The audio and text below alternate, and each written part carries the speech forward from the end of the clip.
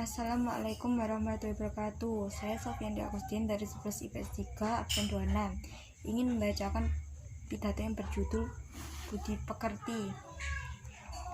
Assalamualaikum warahmatullahi wabarakatuh. Ingkang kawula hormati Bapak Ibu guru, ingkang kula tresnani rencang-rencang 11 IPS 3. Sepisan sumangga kita ngaturaken aguning panuwun dumateng Allah Subhanahu wa taala sehingga wonten titi panci punika kita saged mewajah ing papan menika tanpa alangan.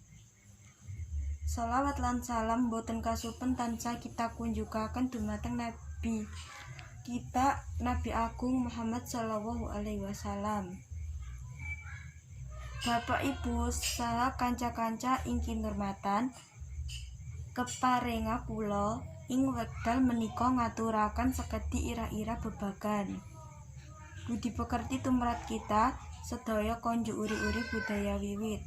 Laksanakaken unggah-ungguh utawi budi pekerti kanthi sae saestu supados urip bakar ayem, tentrem saha bagya. Para rawuh ingkang satuhu bagya mulya, unggah-ungguh ing wekdal menika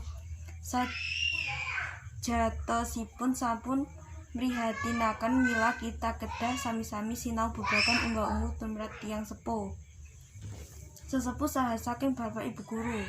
Cekap semanten atur saking kula menawi kata kelepetan saha kekiranganipun nyuwun ngapunten. Wassalamualaikum warahmatullahi wabarakatuh.